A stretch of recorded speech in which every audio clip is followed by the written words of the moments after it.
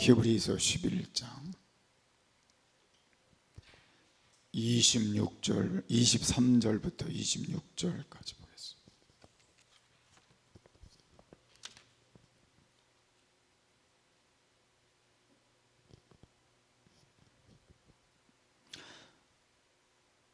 믿음으로 모세가 낳았을 때에 그 부모가 아름다운 아이임을 보고 석 달 동안 숨겨 임금의 명령을 무서워 아니하였으며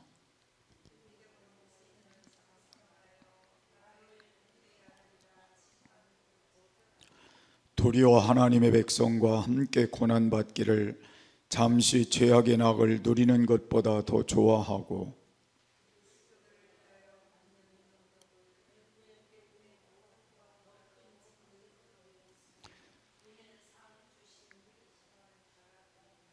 믿음으로 애굽을 떠나 임금의 노함을 무서워 아니하고 곧 보이지 아니하는 자를 보는 것 같이 하여 참았으며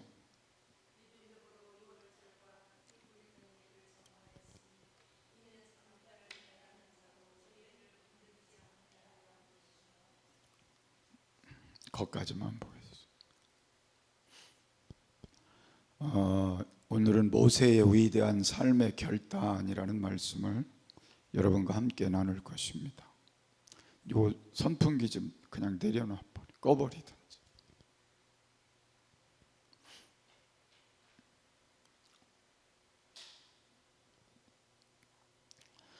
히브리서 11장에 있는 내용은 믿음의 선조에 대한 내용을 쭉 기록을 하고 있기 때문에 믿음장이라 그렇게 말하기도 합니다.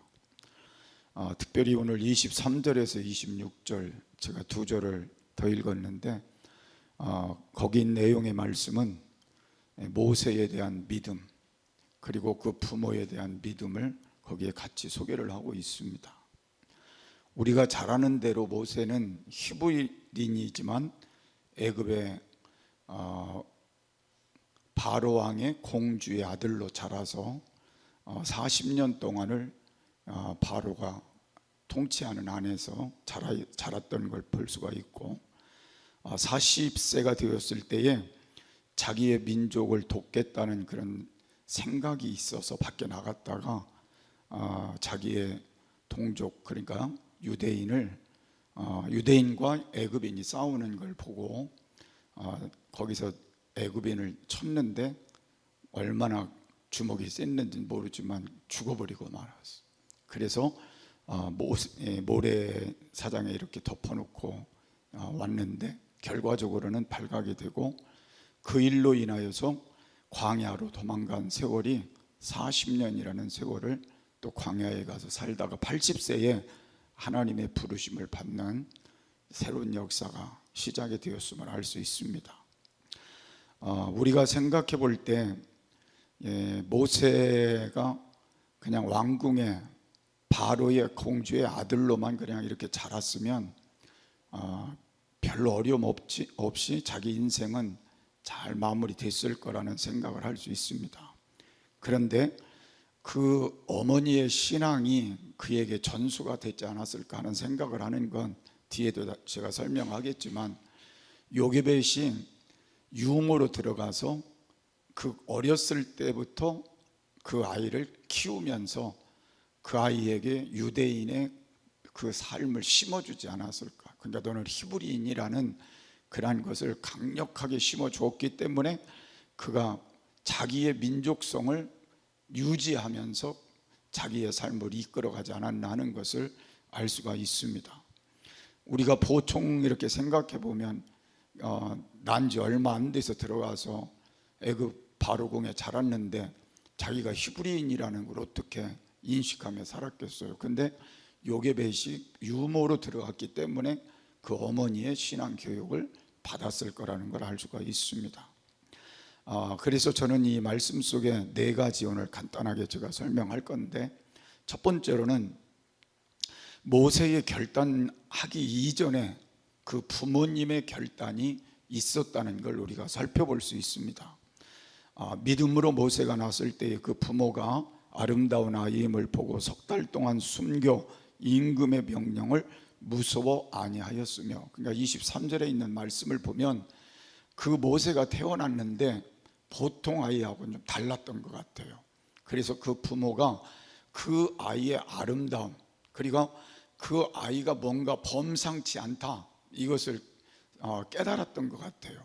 그래서 그 아이를 석 달 동안을 기르다가 아무래도 그 당시의 법이 바로가 남자아이가 나면 무조건 죽이라는 그런 법을 정했었기 때문에 더 기를 수가 없어서 그 아기를 이제 나일 강가에 띄우는 그런 장면도 소개가 되어 있습니다. 근데 저는 이 말씀 속에서 중요하게 우리가 생각해야 될 건 이 요게벳이나 그 아버지나 하나님 앞에서 그 신앙적인 입장에서 볼 때는 죽음을 각오한 결단을 했기 때문에 3개월을 길렀을 거라는 걸 알 수가 있습니다.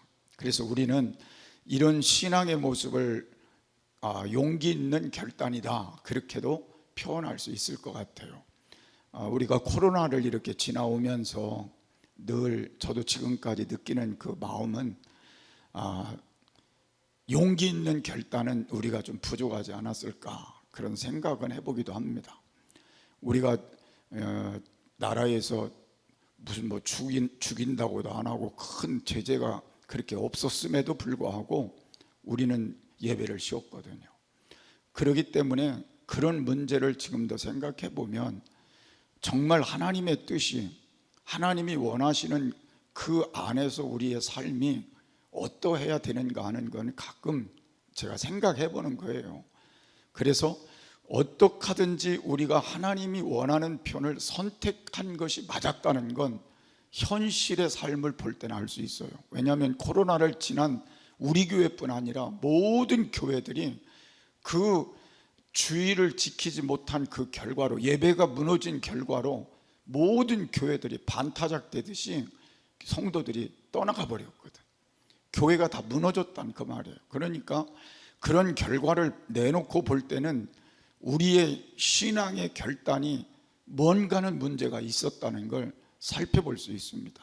그래서 우리가 앞으로 남은 시간은 이보다 더 어려운 일들도 생길 수 있겠죠.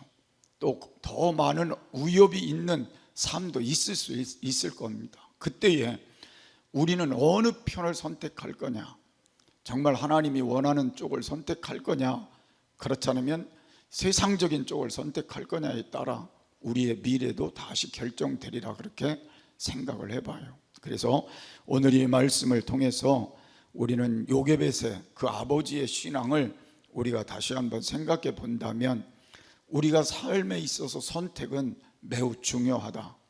하나님의 명령과 하나님의 법을 따르는 것이 더 바른 선택이라면 우리가 아무리 위험성이 있어도 그걸 선택하는 것이 맞다, 그런 결론을 내릴 수가 있을 것 같습니다.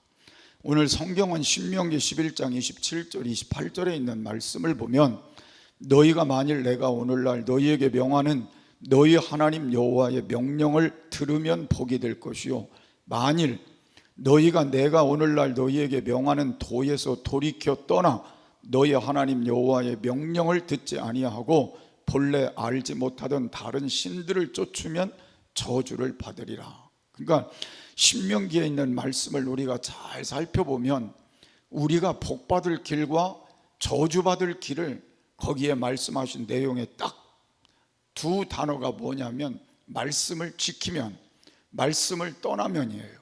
그러니까 우리의 신앙이 하나님의 말씀대로 지키는 게 옳은 거냐, 하나님의 말씀을 변질해서 지키는 게 옳은 거냐는 건 우리가 좀 심각하게 앞으로 생각하며 살아야 된다는 걸 깨달을 수가 있습니다. 그래서 하나님을 택한다면 우리는 승리하는 자가 될 것이고 복된 자가 될 것이고, 그것이 하나님 앞에 바른 신앙의 모습이 될 것이라는 걸 알 수가 있습니다. 오늘 그리스 철학자였던 소크라테스가 말한 내용을 보면 용기란 무엇일까라는 내용을 이렇게 설명을 했어요. 두려워해야 할 것과 두려워하지 않아야 할 것을 미리 알고 있는 것이 용기라, 그렇게 말을 했어요. 그러니까 우리는 이 세상에서 두려워할 존재가 누구냐는 거예요. 사람이 아니라는 거예요. 하나님을 두려워하는 게 맞다는 거죠. 그래서 하나님을 두려워하는 신앙을 갖고 선택하는 게 그게 용기다. 그래서 앞으로의 삶은 그런 신앙의 선택이 필요하리라는 겁니다. 그래서 우리가 이런 신앙을 되돌아보고, 우리가 지난 날들이 어떡하겠어요? 우리가 지난날 우리가 겪었던 이런 삶들을 되돌아보고 앞으로의 선택은 하나님이 원하시는 선택을 해보는 것이 더 용기 있는 삶의 결단이다. 이 말씀을 함께 나눌 수 있습니다. 두 번째는 모세의 결단은 바로 공주의 아들이라 칭함을 거절한 믿음의 결단이라는 걸 볼 수가 있습니다. 24절의 말씀을 보면 믿음으로 모세는 장성하여 바로의 공주의 아들이라 칭함을 거절하고 그랬어요. 모세의 부모는 모세를 3달 동안 숨겼지만 더 이상 숨길 수가 없었습니다. 아기 울음이 밖으로 나가기 때문에, 이제 이 목소리가 커져서 밖으로 나가기 때문에 더 이상 숨길 수가 없었고, 그래서 결과적으로는 이 결론을 내린 게 나일강가에 아이를 버리는 거였어요. 나일강가에 버린다는 말은 죽이는 거나 똑같은 거죠. 강가에 띄웠으니까 죽이는 거나 똑같죠. 그러면서 그 삶의 모습 속에는 하나님께 그 생명을 부탁하는 마음을 담았을 거라는 거예요.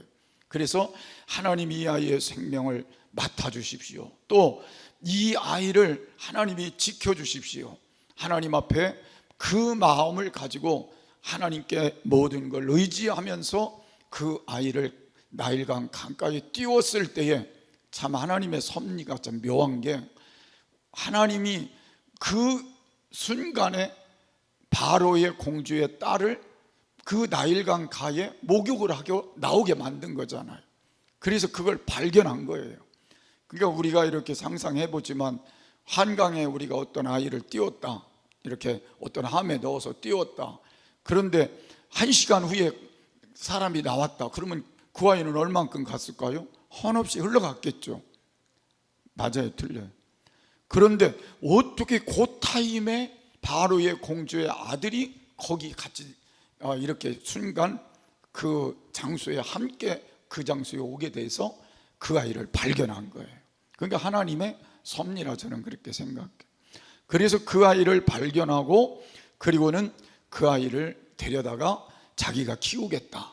그러니까 바로가 아무리 명령을 했어도 바로 공주가 그걸 키우겠다 하는 데에는 누구도 말할 수가 없으니까 데려다 키우겠다. 그래서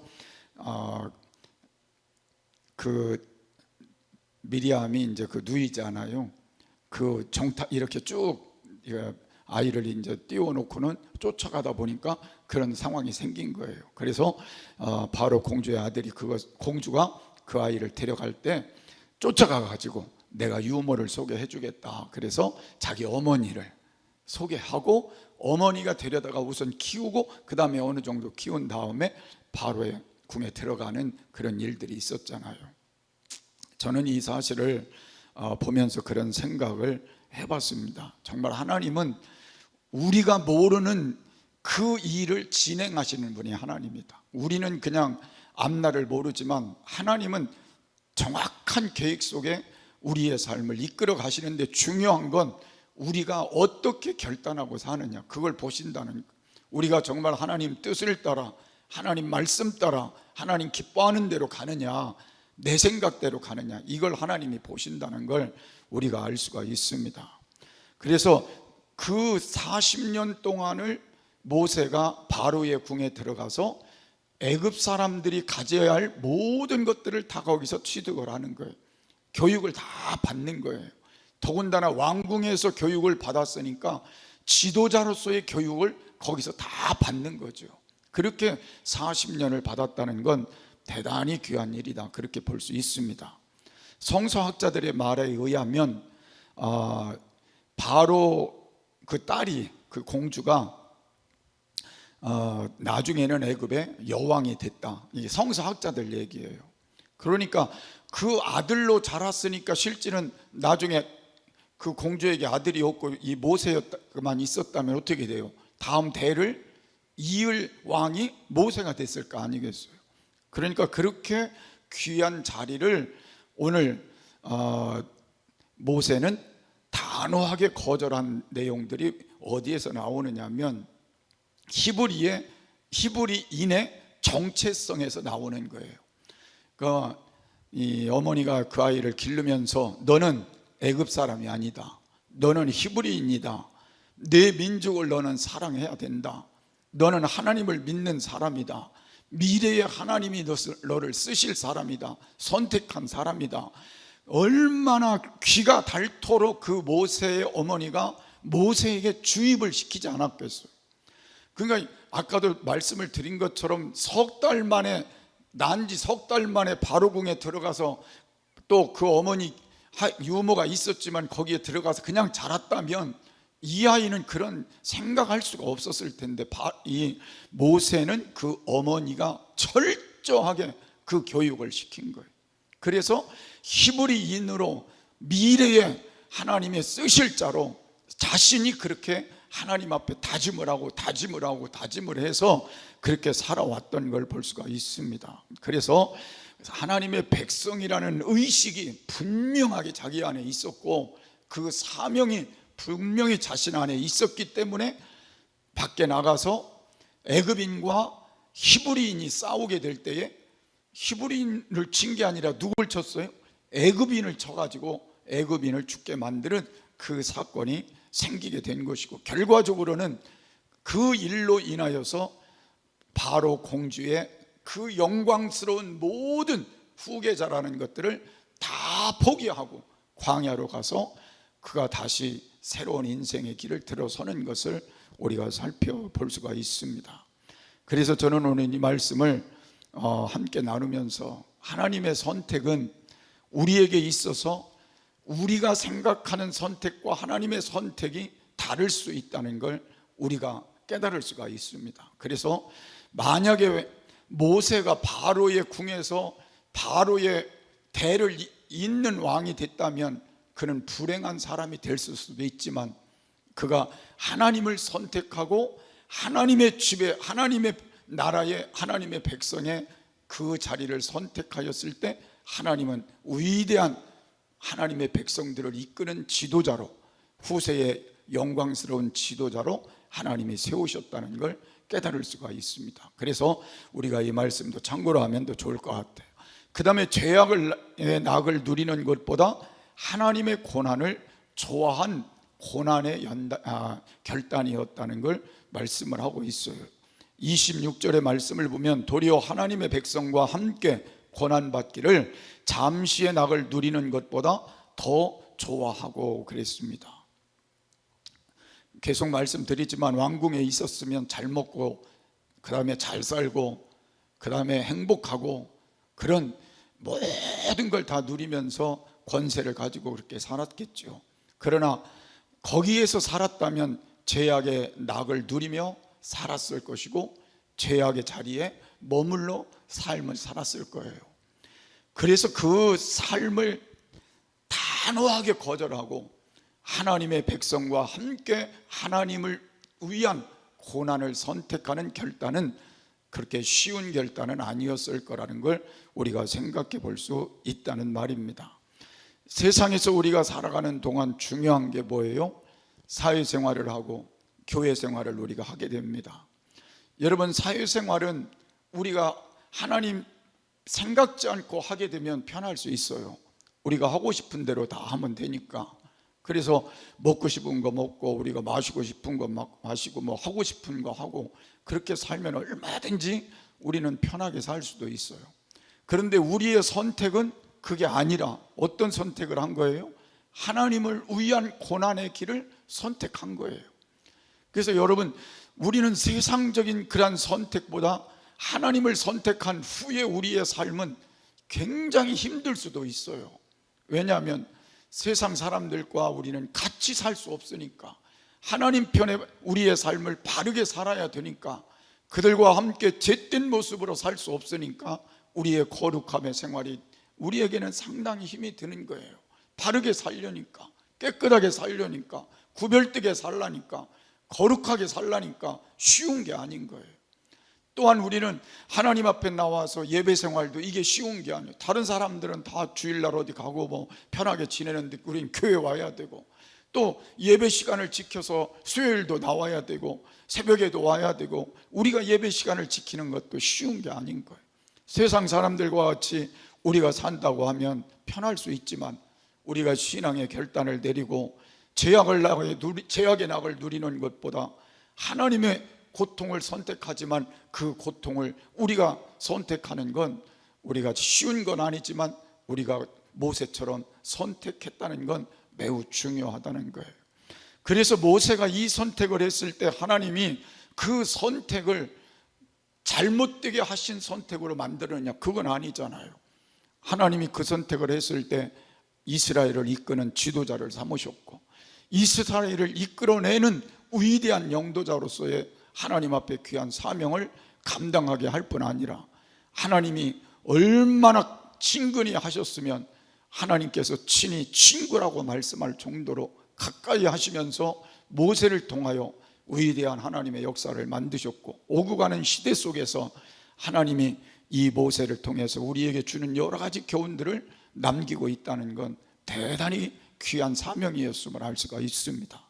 그래서 우리는 주님 앞에 나와서 신앙을 선택하고 고난 받는 것에 대해서 우리가 힘들어할 필요는 없지 않을까 하는 생각을 하는 건, 반드시 고난 후에는 하나님의 보상이 있기 때문에 그렇습니다.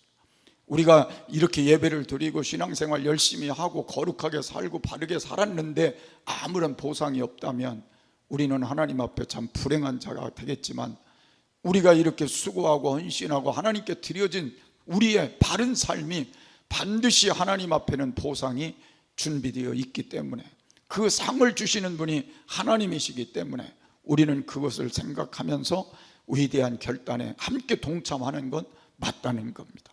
그래서 제약의 낙을 누리는 그 삶을 우리가 더 멀리하고, 하나님이 기뻐하는 삶 속에 고난이 있지만 그 고난에 함께 참여하는 가운데 모세가 가졌던 이 놀라운 축복의 모습들이 우리 안에도 잘 새겨지는 귀한 축복이 있기를 바라고, 그래서 오늘 우리가 주님을 위해 사는 이 삶이 고난보다 하나님의 축복임을 다시 한번 깨닫는 그런 것도 중요한 사실의 한 부분임을 알 수가 있습니다. 순교자의 유언이라고 하는 그런 얘기가 있는데, 초대교회 시대에 로마의 박해를 받던 그런 때인데, 로마 군인들이 카타콤이라고 하는 곳을 습격을 해가지고 왔습니다. 거기에 숨어있던 많은 예수 믿는 사람들을 잡아다가 광장에다가 다 십자가를 세워놓고 다 거기다 매다는 거예요. 십자가에 다 매달아 놓고 이제는 저녁이 되면 이제 그 십자가에 매달려 있는 사람들을 그대로 놔두고 군인들은 다 이제 뭐 쉬러 가든지 자기의 그 있는 곳에서 머물게 되는데, 그때에 어디선가 까마득히 아이들이 막 달려 나와가지고 그 십자가 밑에 매달려서 우는 거예요. 부모님들이 거기다 매달려 있는 거예요.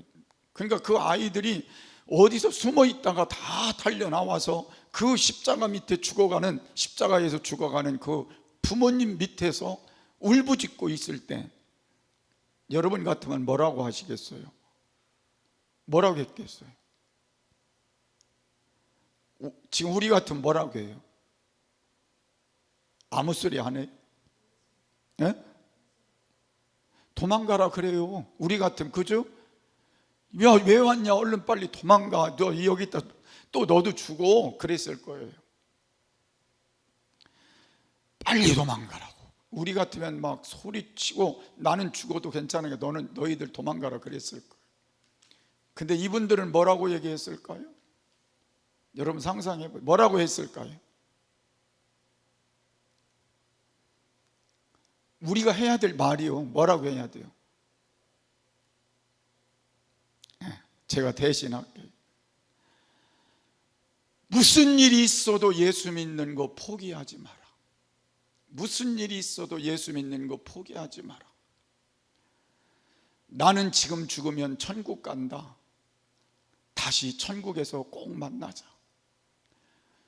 예수 믿는다는 그 사실 하나 때문에 그 사람들이 십자가 위에 죽어가면서 자기 자식들에게 도망가라고 말하지 않고 어디 숨으라고 말하지 않고 너희들 예수 믿는 거 포기하지 말아라. 앞으로 죽음이 너희 앞에 닥쳐도 포기하지 말아라.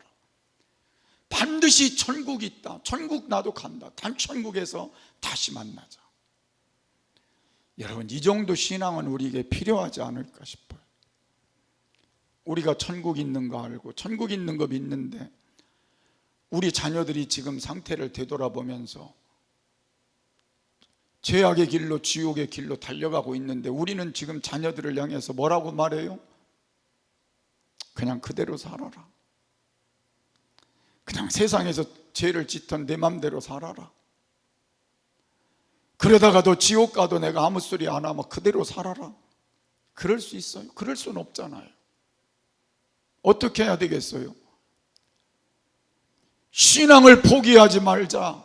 예수님 포기하지 말자. 우리는 천국이 있다. 천국 가야 된다. 천국에서 만나야 된다. 이거 해야 되잖아요. 그게 바른 신앙이잖아요.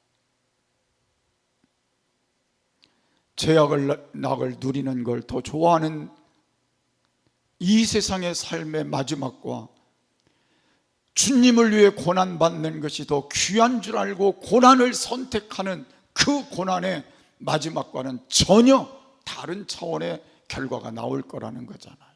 그래서 힘들지만 예배 생활 바르게 하고 하나님 중심으로 사는 생활 바르게 하고 거룩한 생활 바르게 하면서 신앙생활을 우리가 바르게 하다가 하나님 나라에 가는 게 우리 목적이 돼야 되고, 우리가 누구도 내가 사랑하는 사람들이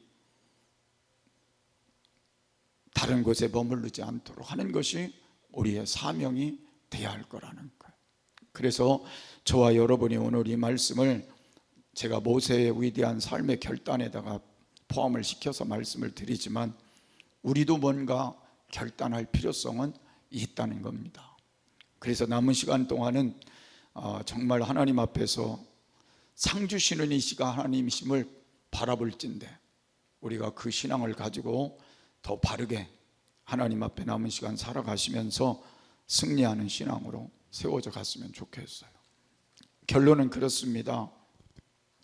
모세는 세상의 권세나 세상의 즐거움이나 부귀영화를 버리고 믿음으로 하나님의 고난과 상급을 바라보고 결단하여 큰 축복을 받은 자가 됐다면 저는 저와 여러분도 그 자가 됐으면 좋겠고 그런 사람으로 남은 시간 하나님께 세워져 갔으면 더 좋겠습니다. 그래서 여러분과 제가 오늘 이제 결단을 함께 내려서 세상적이고 정욕적인 결단이 아니라 하나님 앞에서 하나님이 기뻐하시는 뜻을 위해서 말씀대로 살고 하나님이 원하는 그 일에 남은 시간 들여가며 살기를 결단하는 새로운 모습들이 우리 안에 세워지는 귀한 시간이 되어졌으면 더 좋겠습니다.